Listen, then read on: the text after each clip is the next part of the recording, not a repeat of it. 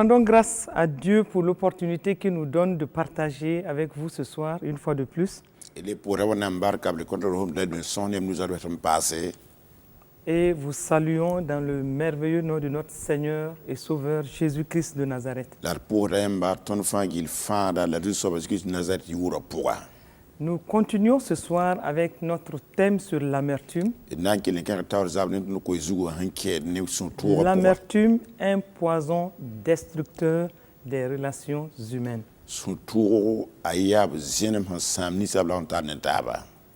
Et nous croyons que par la grâce de Dieu, nous allons parcourir ce thème avec vous. Et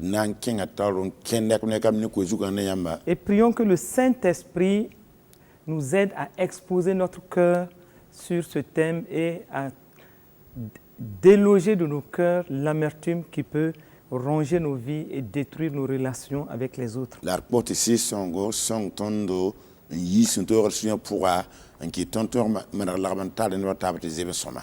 L'amertume est un poison. Et l'amertume est toujours causée par une parole ou un acte qui a blessé une personne et qui a blessé profondément une personne dans sa dignité ou dans son honneur. Une parole négative, par exemple, ou un agissement, un acte qui a profondément blessé l'autre. Et c'est ce que nous appelons une offense. Donc l'amertume vient dans un premier temps de l'offense. Mais une offense qui n'a pas été pardonnée. Une offense qu'on n'a pas pardonnée.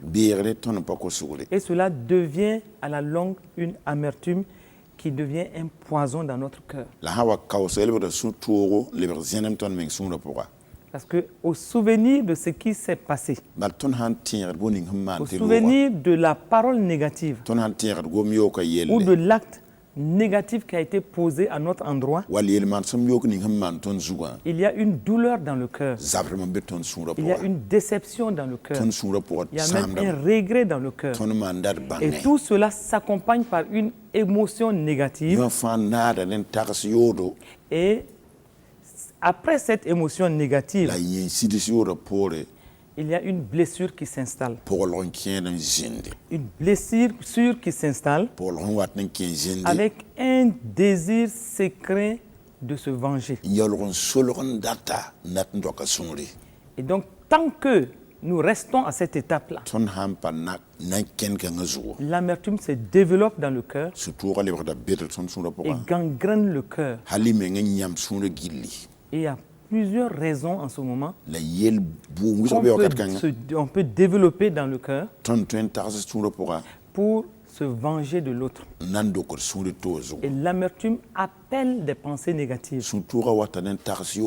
L'amertume, quand l'amertume est installée, l'offensé peut être en train de ressasser ce qui s'est passé. Repenser à ce qui s'est passé. Et c'est ainsi que la personne peut se dire, mais comment on a pu me faire ça? La personne considère ce qu'elle est, son statut, sa position, et commence à se dire, mais comment telle personne a pu me blesser ainsi? Donc ça appelle la tristesse dans le cœur de la personne, mais une sorte de révolte, une sorte de colère qui gronde dans le cœur. Et en ce moment-là, ce désir de se venger s'installe. L'amertume est un poison qui gangrène les cœurs. Et aujourd'hui, quand nous regardons dans les foyers, dans les couples, dans les familles, dans la société de façon générale, on va retrouver l'amertume et ses conséquences à l'un ou l'autre niveau. Donc c'est un problème même qui est fréquent dans les mariages. Parce que l'homme ou la femme a blessé son conjoint sans peut-être même se rendre compte ou de façon consciemment faite. Et quand dans ce couple, il n'y a pas une culture de pardon, en ce moment, facilement l'amertume s'installe et commence à infecter le couple et s'étend sur toute la famille. Et ça pollue la vie de tous les éléments de la famille. Ça pollue la vie à plusieurs niveaux. Sur le plan physique, l'amertume va amener des conséquences. Une personne amère, c'est une personne qui refuse de pardonner, qui refuse de pardonner un outrage qu'on lui a fait et qui aimerait se venger. Donc quand ça se passe ainsi, au niveau d'une famille, il y a une division qui se passe même si physiquement les deux personnes vivent sous le même toit. Donc à la source de l'amertume, il y a toujours l'offense. Une offense qui n'a pas été pardonnée, une offense qui est tapée là, mais qui produit ces rejetons. Et l'amertume commence à faire son bout de chemin. Un des mots qu'on pourrait rattacher facilement à l'amertume, c'est le mot vengeance. C'est ainsi qu'on voit dans certains mariages, dans certains foyers, un conjoint qui cherche toujours à se venger de l'autre. Et dans certaines situations, ça se passe dans le silence. Et donc, celui qui est blessé, il ne s'exprime pas. Mais au fond de lui, il est en train de nourrir un sentiment négatif qui peut l'amener même à faire du mal à l'autre.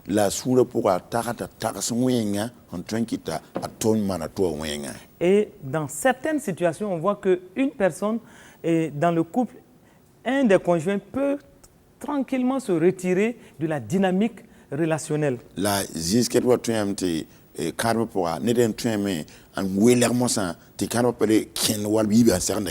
Et pour certains, c'est des paroles négatives, des attitudes négatives qui sont développées vis-à-vis de l'autre. Et pour d'autres, carrément, c'est une calomnie. Ou encore des mauvais témoignages vis-à-vis de l'autre. Juste pour salir l'autre. Cela ne se passe pas seulement au niveau de la famille. Mais cela se passe même dans la société, souvent dans le quartier ou dans les bureaux. Et nous voyons l'amertume et ses conséquences s'installer souvent dans la dynamique relationnelle. Donc,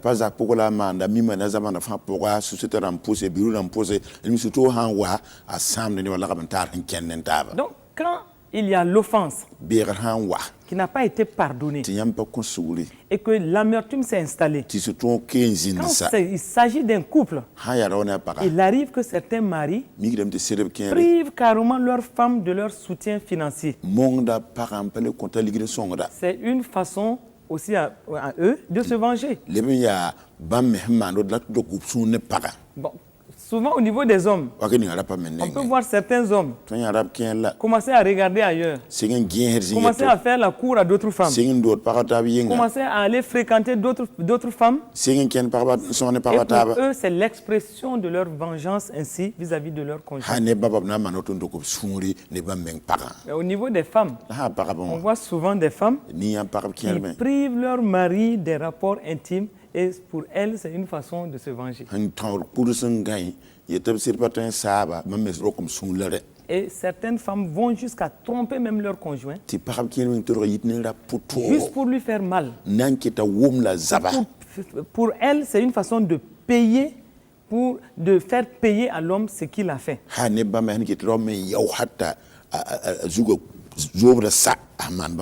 Et puis quand nous regardons aujourd'hui dans la société, il y a l'amertume et ses conséquences et aussi l'esprit de vengeance à plusieurs niveaux.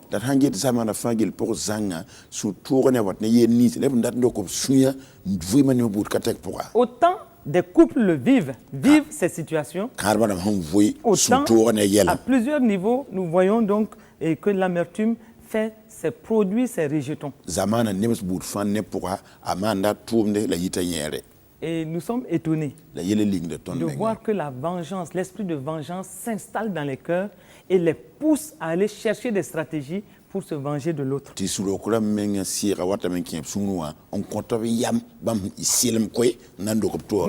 Récemment, une étude a montré que plusieurs personnes vont sur le net et ils cherchent des stratégies. Et il y en a qui disent comment se venger d'eux. Comment je peux me venger d'une personne qui m'a fait tel ou tel qui m'a fait tel mal. Et le net répond. Donc vous voyez à quel point la vengeance est installée dans les cœurs. Mais la vengeance n'est pas venue seule. La vengeance est venue depuis l'offense.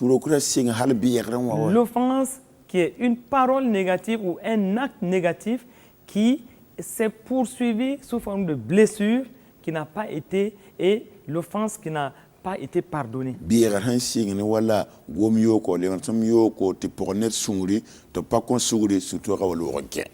L'offensé n'a pas pardonné à l'offenseur. Et on cherche par tous les moyens comment se venger de l'autre.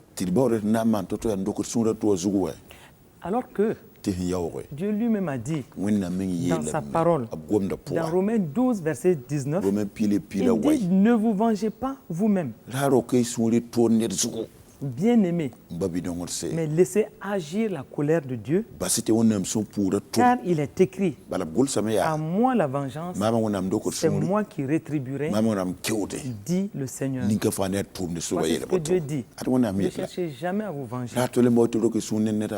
Laissez-lui le soin de faire ce qu'il doit faire des différentes situations. Mais nous, qu'est-ce que nous devons faire devant une situation d'amertume qui mine notre cœur? Ce qui est recommandé, c'est dans un premier temps d'arrêter de lutter. Il faut lâcher prise. Et regarde maintenant comment tu peux t'armer d'amour pour commencer à pardonner à l'offenseur. Commencer à pardonner à celui qui t'a offensé. Il faut abandonner le désir de te faire justice. Même si la personne persiste dans le mal qu'il te fait, même si la personne persiste dans son attitude négative, il faut abandonner l'idée, le désir même de te faire justice. Ne soyez pas juge vous-même. Ne jugez pas, ne condamnez pas. Ça semble ne pas être facile, mais c'est la voie que Dieu nous demande d'emprunter pour lui permettre lui-même de prendre en charge les situations. Ne faites pas justice vous-même. Ce n'est pas du tout votre rôle. Laissez Dieu s'occuper de toute situation et c'est lui qui sait comment prendre en charge les différentes situations et aussi pour nous procurer la paix dans le cœur et nous amener à pardonner. Parce que dès que le pardon rentre en ligne de compte, l'offense s'évapore. Quand le pardon arrive à s'installer dans notre cœur, nous pouvons en ce moment-là emprunter une bonne attitude pour libérer l'offenseur et enlever toute amertume de notre cœur, déloger l'amertume de notre cœur et commencer à revivre comme Dieu le veut. Nous avons le devoir de relâcher la personne qui nous a fait du mal. Et donc regardez, si on ne pardonne pas, on commence à devenir amer. Et l'amertume fait d'une personne triste, inactive.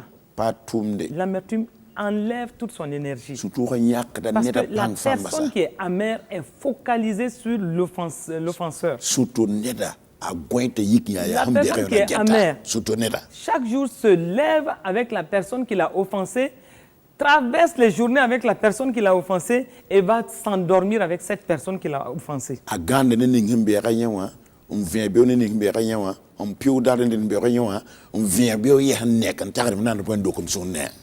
La colère de l'homme n'accomplit pas la justice de Dieu, dit Jacques 1, verset 20.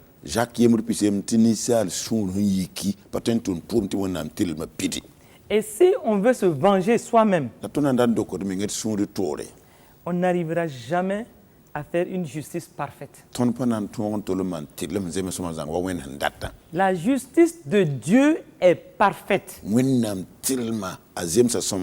quand Dieu veut te rendre justice, il rend justice dans tous les aspects de ta vie. Et nous devons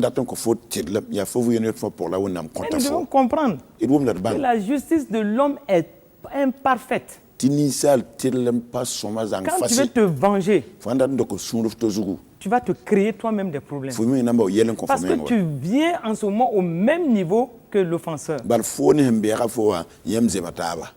En ce moment-là, tu as péché comme l'offenseur a péché. Et donc, faisons attention pour ne pas nous engager dans des voies de vengeance. Quand tu veux te venger toi-même, tu ne peux pas bien, tu ne pourras jamais arriver à rendre une justice parfaite. Ça devient d'ailleurs une semence qui va se retourner contre toi. Et c'est une mauvaise semence. La vengeance est une mauvaise semence. Laissez le soin à Dieu de faire ce qu'il doit faire. Parce que vous devez le savoir. L'amertume dans votre cœur devient comme un couteau à double tranchant qui vous fait du mal. Parce que vous vivez mal et qui fait du mal à l'autre. Et une personne blessée va continuer à blesser les autres autour d'elle.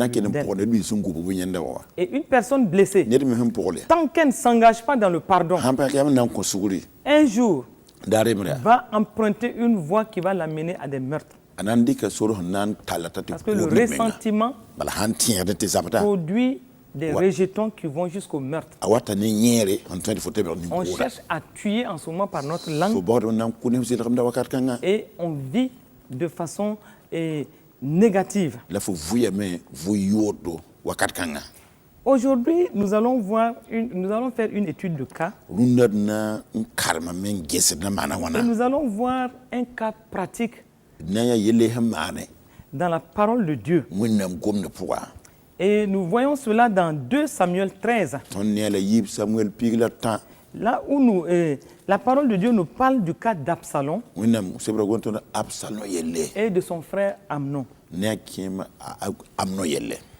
Absalom et Amnon sont 2 frères. Ils sont tous fils de David. Mais ils sont de mères différentes. La mère, il est dit dans 2 Samuel 3, à partir du verset 2, qu'il naquit à David des fils à Hébron. Et son premier-né fut Amnon, d'Achinoam de Jizréel. Mais Absalom était le 3e fils de David. Et il est dit qu'il était le fils de Maaka, fille de Talmaï, roi de Geshur. Donc, voici 2 frères. Donc, nous pouvons les appeler des demi-frères. De même père, mais pas de même mère. Mais voici une situation qui va arriver et qui va conduire ces 2 frères à un drame familial. Parce que quelque part, il y a eu une offense. Et qu'est-ce qui s'est passé en réalité? Dans 2 Samuel 13, il est dit que Amnon était un moment tourmenté. Lui qui est fils de David, il était tourmenté au point de se rendre malade. Mais c'était pourquoi? C'était à cause de sa sœur Tamar. Et Tamar est la sœur directe de Absalom. La parole de Dieu dit que cette Tamar-là, elle était vierge. Et il paraissait difficile à Amnon de faire sur elle la moindre tentative. Et nous voyons ça dans 2 Samuel 13, verset 2. Mais la parole de Dieu continue en nous disant que Amnon avait un ami qui s'appelait du nom de Jonadab. Il était fils de Chiméa et frère de David. Et Jonadab était un homme très habile. Donc quand nous regardons, Jonadab était le cousin de Amnon et de Absalom. Mais voici un homme plein de malice. Et nous avons souvent autour de nous des gens qui sont remplis de malice. Des gens qui sont prêts à nous pousser au mal. Qui examinent les situations et qui interviennent d'une façon ou d'une autre pour pousser au mal et pour amener des drames. Et il y en a autour de nous. Il suffit simplement de les écouter. Il suffit seulement de bien observer. Et vous allez vous rendre compte qu'il y a des Jonadab autour de vous. La parole de Dieu dit que c'était un homme très habile. Donc, Jonadab regarde Amnon. Et il dit à Amnon, au verset 4, il lui dit: pourquoi deviens-tu ainsi chaque matin plus maigre? Et il dit que mais toi tu es fils d'un roi. Qu'est-ce qui peut t'amener à maigrir jour après jour ainsi?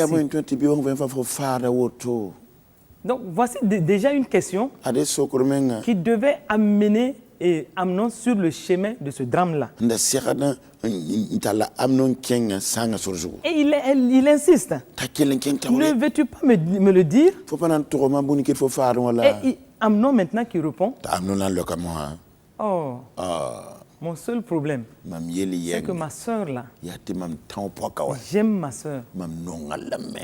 J'aime Tamar, qui est la sœur d'Absalom, mon frère. Nous voyons cela dans le verset 4. Et l'homme habile et plein de malice, celui par qui le drame familial va s'installer. Regardez ce que Jonadab va lui dire. Regardez, il pousse son cousin à l'inceste, mais avec malice.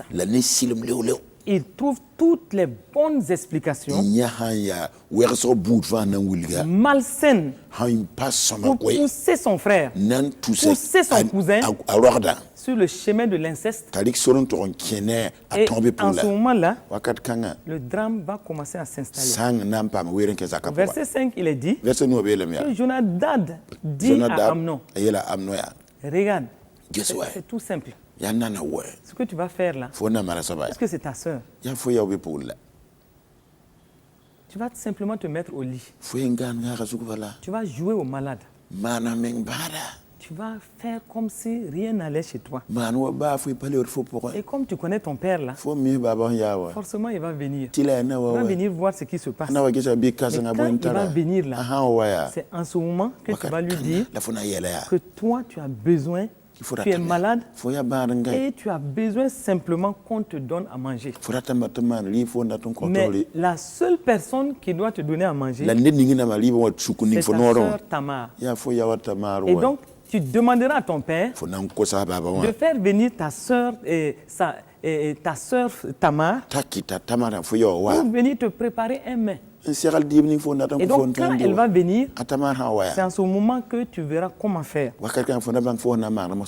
Donc, il s'est couché. Il a reçu le mauvais conseil. Je dis bien le mauvais conseil.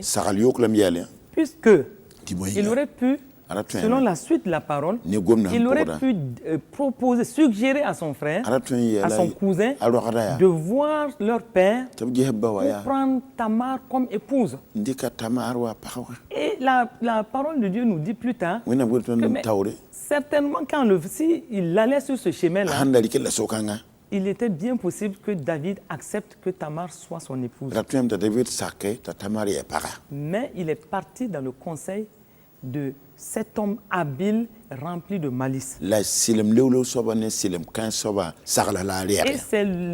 là où nous nous arrêtons pour dire, faisons attention aux conseils qui peuvent nous être donnés. Au moment où des gens parlent autour de nous, qu'est-ce qui se passe au fond d'eux?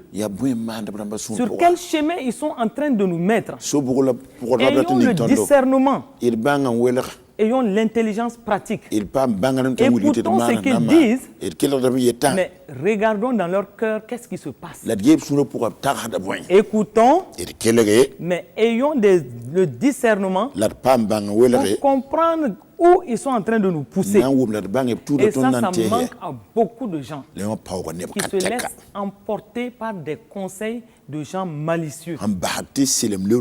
Et ces gens nous mettent sur un chemin qui peuvent nous amener dans le désarroi. Donc voici comment Amnon va se coucher. Et il joue au malade. Et effectivement, David va faire venir Tamar pour lui faire des gâteaux. Et la parole de Dieu dit que quand Tamar est venu, elle a trouvé son frère couché. Celui-ci va lui dire, fais le gâteau pour moi, parce que je ne me porte pas bien. J'ai besoin de gâteau fait par toi et toi seul. Et le verset 8 nous dit, Tamar est allée dans la maison d'Amnon, son frère, et elle prit la pâte, elle pétrit la pâte, elle prépara devant lui des gâteaux. Et c'était des exigences de Amnon. Donc elle fait cuire le gâteau. Elle prenant ensuite la poêle, elle les versa devant lui. Qu'est-ce qui s'est passé? Amnon va refuser de manger. C'est ce que nous dit le verset 9. Et il dit, faites sortir tout le monde. Et tout le monde sortit de chez lui. Ça veut dire que le mal était déjà installé dans son cœur. Il avait déjà médité tout ce qu'il devait faire. Et au verset 10, il dit, alors Amnon dit à Tamar, apporte-le main dans la chambre et que je le mange de ta main. Parce que les conseils de Jonadab étaient en train de prendre et de s'exécuter. La parole de Dieu nous dit que quand Tamar prit les gâteaux qu'elle avait fait, et les porta à Amnon, son frère, dans la chambre. Au moment où elle a présenté le mets à manger, Amnon s'est saisi de sa sœur et lui dit, viens couche avec moi, ma sœur. Donc autrement dit, viens, je veux aller avec toi, et ça sera de l'inceste. Couche avec moi. Donc ici, là, voici un agissement qui allait créer une série de problèmes dans toute la famille. Au verset 12, elle dit, non mon frère, ne me déshonore pas, car on n'agit point ainsi en Israël. Ne commets pas cette infamie. Donc voici un frère qui était en train de commettre une infamie. Et la bonne fille lui dit, si tu commets cette infamie-là, où irai-je? Ça sera une grande honte. Et toi, tu seras comme l'un des infâmes en Israël. Maintenant, je te prie, parle au roi. Parle à notre père. Et il ne s'opposera pas à ce que je sois à toi. Donc, ce qui veut dire que si Amnon avait eu le bon sens de demander en mariage cette sœur-là, il était bien possible que David lui permette de prendre cette sœur-là comme épouse. Mais là, il est parti dans l'inceste, qui était une infamie. Et il coucha avec sa propre sœur. Le verset 14 nous dit qu'il lui fit violence. Il la déshonora et il coucha avec elle. Voici une infamie qui s'installe. Voici un drame qui a pris naissance dans une famille. Et immédiatement, il a eu une aversion, une forte aversion contre elle. Et donc, il s'est levé, tout de suite la mettre au dehors. Il s'est levé, il dit, lève-toi et va-t'en. Voici une fille qui a été prise dans un piège de son propre frère. Imaginez ce que cela peut faire dans la vie de cette jeune femme. C'est ainsi qu'elle va lui dire. Au verset 16, elle dit, n'augmente pas en me chansant le mal que tu m'as déjà fait. Il ne l'a pas écouté. Et la parole de Dieu nous dit, il appela le garçon qui le servait et lui dit qu'on éloigne de moi cette femme et qu'on la mette au dehors et ferme la porte après elle. Tamar s'est levée, humiliée, meurtrie en elle, blessée profondément. Et donc, elle s'est levée, elle est sortie. La parole de Dieu nous dit la tunique de plusieurs couleurs. Parce que toute fille qui était vierge devait porter cette tunique de plusieurs couleurs. Donc c'était le vêtement qui montrait que la fille était vierge. Donc la parole de Dieu nous dit que dès qu'elle est sortie, elle a déchiré cette tunique bigarrée. Elle a mis la cendre sur sa tête. Elle a mis la main sur sa tête et s'en allant en poussant des cris. Donc là, tout le monde savait ce qui s'était passé. Elle a été humiliée, blessée profondément. Et souvent, certains actes amènent des blessures profondes. Et comme nous l'avions dit dès le départ, soit un acte négatif, soit des paroles négatives, mais qui amènent des blessures. Et à la suite de ces blessures-là, si l'offense n'a pas été pardonnée, cela commence à pousser des rejetons et qui vont amener plus tard soit à des meurtres, tout au moins à un ressentiment qui ronge le cœur de la personne. Mais regardez ici, qu'est-ce qui va se passer? Au verset 20, la parole de Dieu nous dit que le frère de Tamar, Absalom, lui a simplement posé la question. Dans un calme, il lui a juste demandé, est-ce que Amnon, ton frère, a été avec toi? Et donc Tamar va lui dire ce qui s'est passé.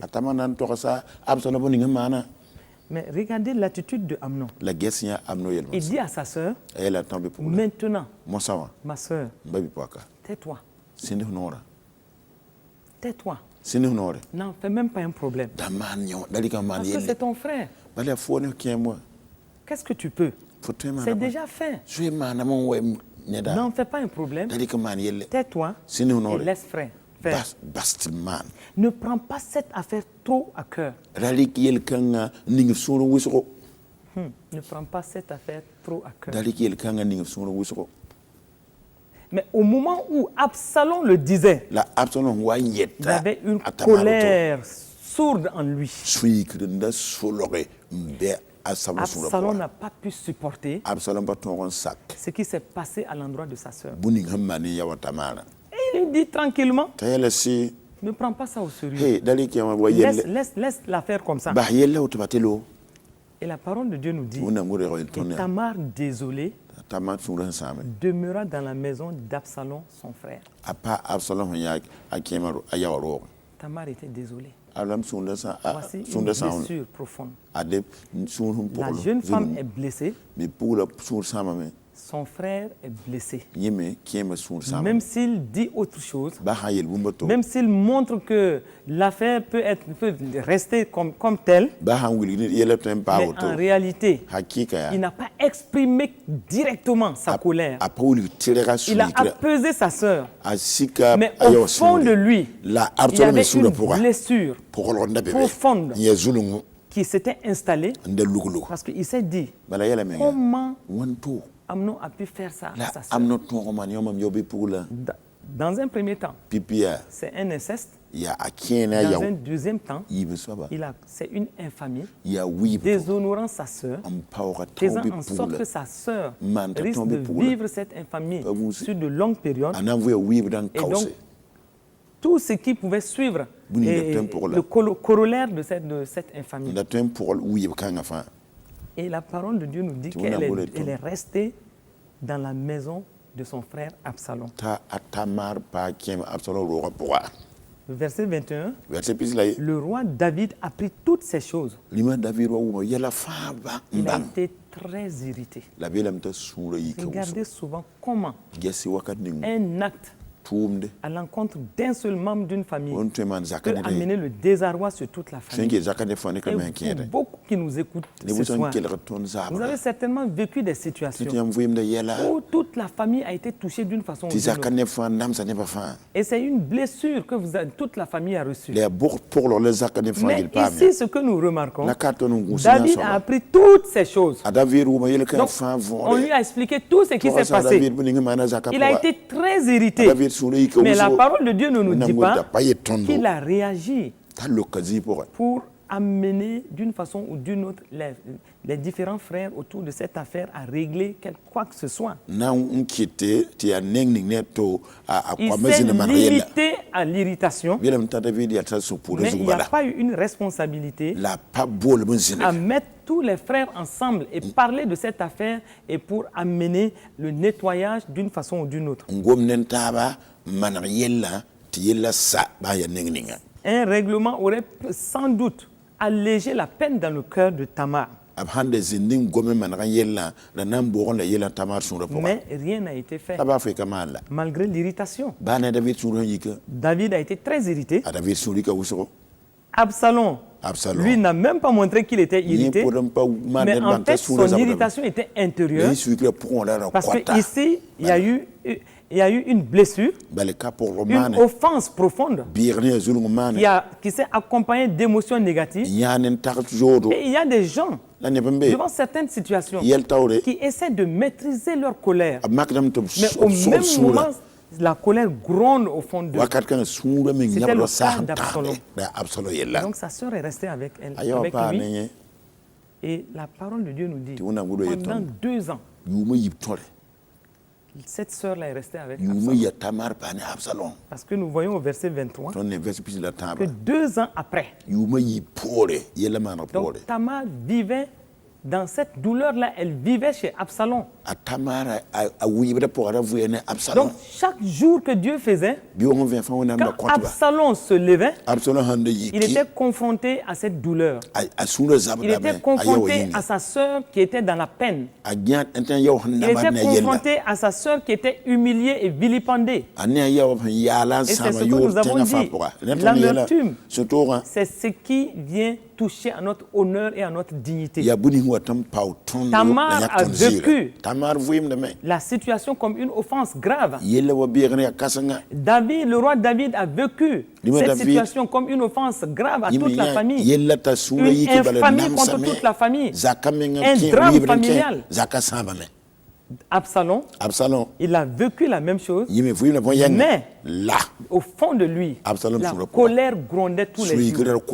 Et chaque jour, Absalom regardait comment il allait se venger de son frère Amnon. Et c'est pourquoi, au verset 23, nous voyons que Absalom, qui avait des tondeurs à Baal-Hatzor, près d'Éphraïm.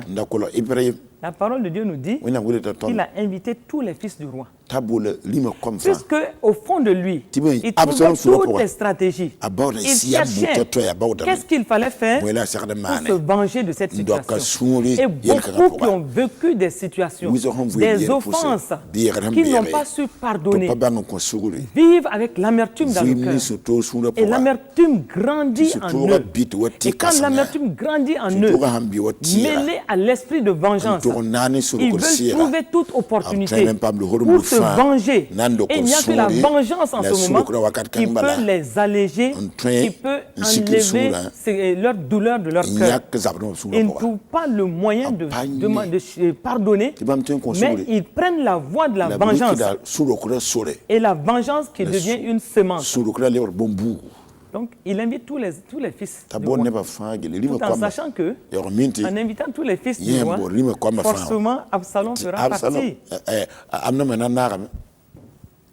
Absalom va partir voir son père. Et il dit au verset 24, voici, ton serviteur a des tondeurs. Que le roi et ses serviteurs viennent chez ton serviteur.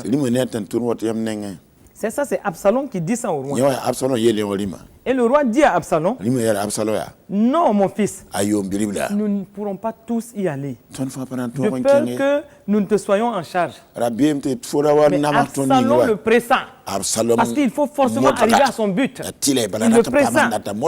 Mais le roi ne voulut point aller et il le bénit. Mais Absalom ne va pas lâcher. Puisqu'il est animé par un esprit de vengeance. Il lui dit, permets du moins à Amnon, mon frère, de venir avec nous.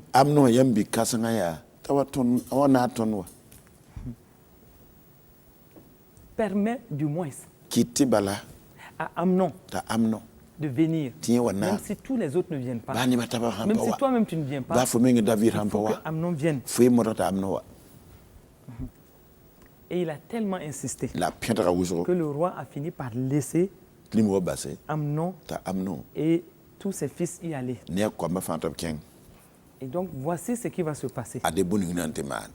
Absalom va donner un ordre à ses serviteurs. Il a dit, faites attention. D'abord, donnez suffisamment à boire à Amnon.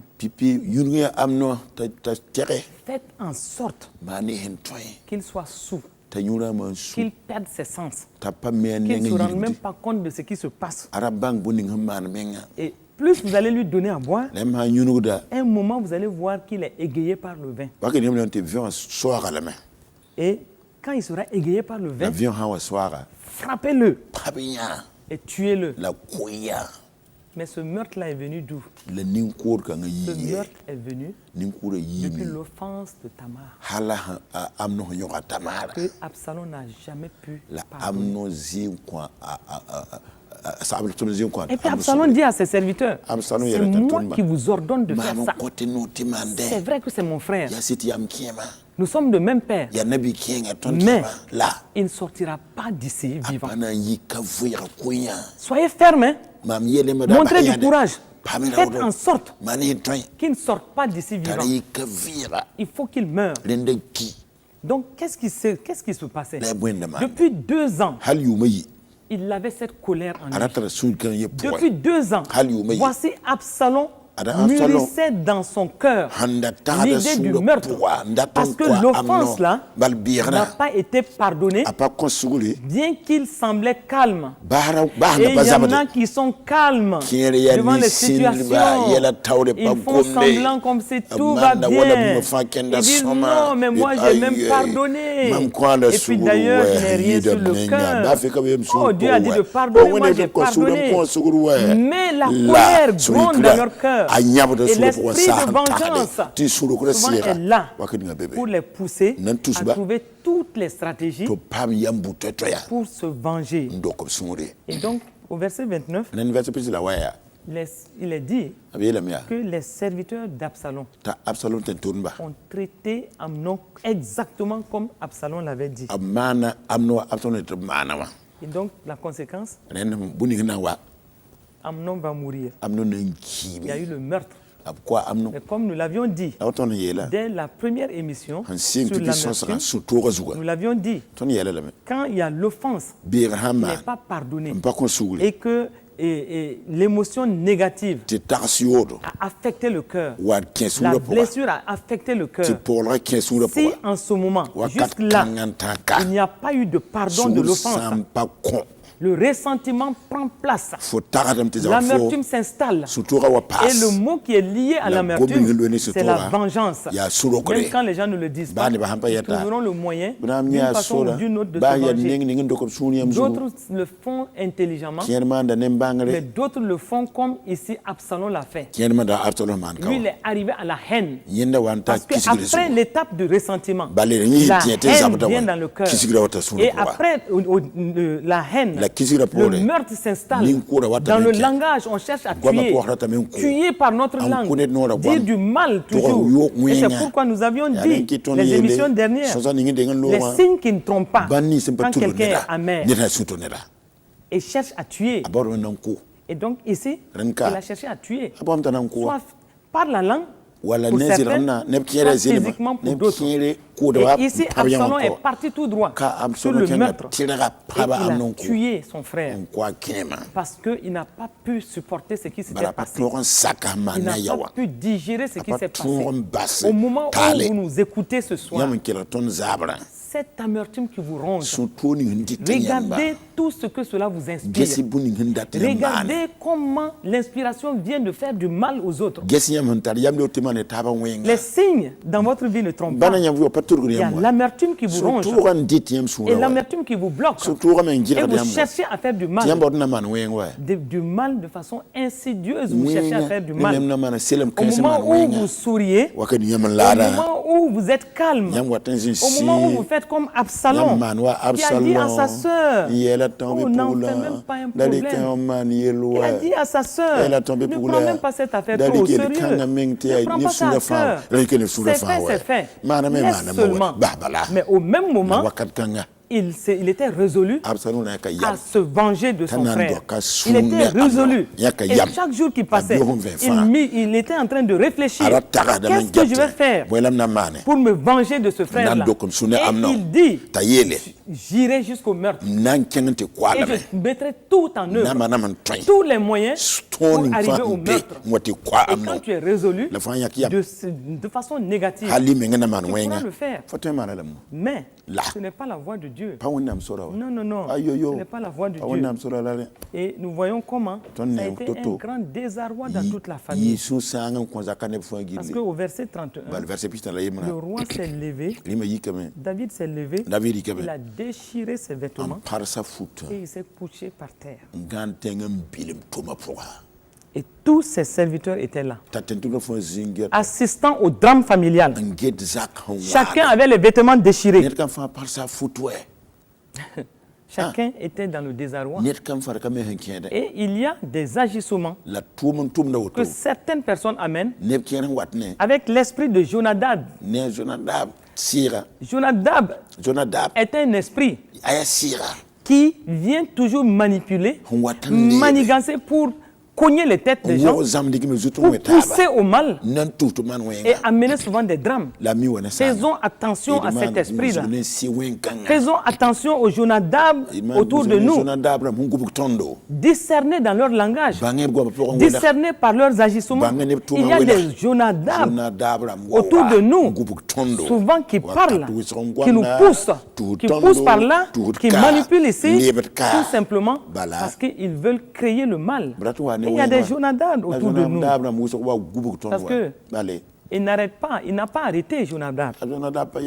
Parce qu'après que tout cela se soit passé, le verset 32 nous dit que le même Jonadab, il vient, il prend la parole. Mais d'où est venue toute cette série? D'où est venue cette infamie? D'où est venu ce meurtre? Ce meurtre a pris naissance à partir de Jonadab. Et qu'est-ce qu'il va dire? Il dit à David. Que mon Seigneur ne pense point que tous les jeunes gens sont morts, puisqu'on avait dit à David que tous les jeunes gens étaient morts. Non, c'est Absalom seul qui est mort. Et vous savez, le roi. Absalom est mort parce que depuis le jour où Amnon a déshonoré sa sœur, Absalom n'a jamais pu supporter ça. C'est ce qui a fait qu'il a tué Amnon. Donc c'est le même qui dit ça.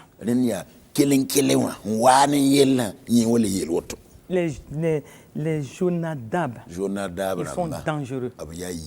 Et il faut faire attention à eux. Et maintenant il dit, mais roi, tu sais d'où est venu tout ça? C'est depuis que Amnon a commis cette infamie avec Tamar. Et il joue maintenant au conseiller. Il dit au roi que le roi, mon Seigneur, ne se tourmente donc point à l'idée que tous ses fils sont morts. C'est Amnon seul qui est mort. Regardez comment des gens peuvent être autour de nous et faire de la manipulation. Et Absalom va prendre la fuite. Absalom a pris la fuite. Une série noire dans une famille qui a pris naissance à partir d'un homme qui était rempli de malice, habile pour le mal. Et ils sont là autour de nous souvent, habiles pour le mal. Mais si on n'a pas le discernement, si vous n'avez pas le discernement, vous pouvez tomber dans leur piège. Et c'est à partir de là que l'amertume qui vient après l'offense peut s'installer. Et quand l'amertume n'est pas bien gérée, le meurtre peut arriver. Des choses terribles peuvent arriver. Regardez comment c'est terrible. Une série noire dans une famille. Absalom prend la fuite et c'en était fini ainsi. Absalom est resté 3 ans en dehors de là où il était. Il est resté au verset 38, il est dit que Absalom est resté 3 ans à Geshur, où il était allé après avoir pris la fuite.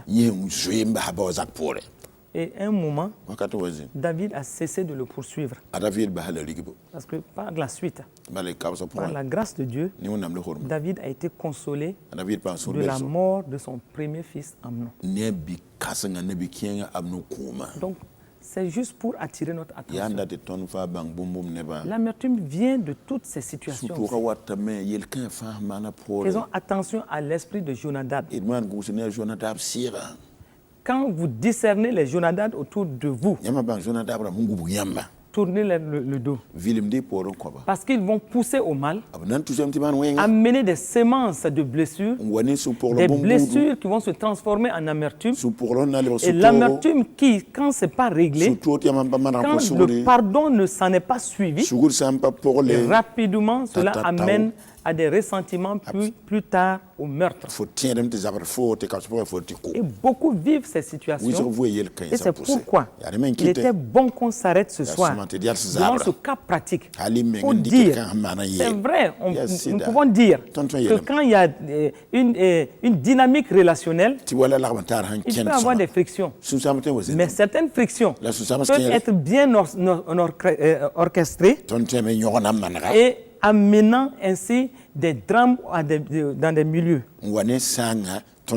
Prenons garde que la racine d'amertume ne s'installe pas dans notre cœur. Parce que quand l'amertume est là, elle va produire ses rejetons. Quand l'amertume est là, elle va arrêter même des destinées. Quand l'amertume est là, elle va enlever le potentiel chez la personne qui la porte. Et c'est alors que nous pouvons rater ce que Dieu prévoit pour notre vie. Ce soir, alors que nous terminons cette émission, nous voudrons de tout cœur placer chacun d'entre vous sous la protection de notre Seigneur Jésus. Que la grâce de Dieu soit manifesté dans vos vies. Que l'intelligence, la sagesse vous fasse discerner ce qui se passe autour de vous. Parce qu'on n'a aucun intérêt à laisser des blessures s'installer dans nos vies, encore moins l'amertume qui devient souvent difficile à gérer. Que le Seigneur, dans sa grâce, vous conduise dans toutes vos situations dans vos vies, que l'Esprit de Dieu vous donne le discernement de repérer les jonadades et de les éviter au maximum au nom de Jésus. Que la grâce de Dieu vous donne aussi de pouvoir déloger l'amertume de vos cœurs et que l'esprit du pardon soit manifesté dans votre cœur. Comme nous l'avions dit, devant les situations, le meilleur moment pour résoudre les situations, c'est quand ça vient de se passer. Le meilleur moment pour résoudre les situations, c'est quand tout de suite là, on peut se défaire des situations. N'attendons même pas que l'autre vienne vers nous. Soyons matures, soyons sages, soyons intelligents et comprenons que l'amertume, quand cela s'installe, ça amène le désarroi. Un couteau à double tranchant, un couteau qui va vous faire du mal. Ne voyagez pas tout le temps avec ceux-là qui vous ont fait du mal. Déchargez-les et avancez pour que la grâce de Dieu soit toujours manifestée dans votre vie. Sachez une chose, votre bien-être nous préoccupe à plus d'un titre. Et nous vous aimons de tout cœur et nous prions que Dieu vous conduise en toutes choses. Que cette semaine qui commence soit une semaine de grâce divine, une semaine de bonnes relations avec tous ceux qui vous entourent, que l'amour de Dieu soit amplifié dans votre cœur et que le pardon soit un maître mot dans votre démarche de tous les jours et que le Seigneur vous bénisse et vous accompagne au nom de Jésus-Christ de Nazareth. Amen. Amen.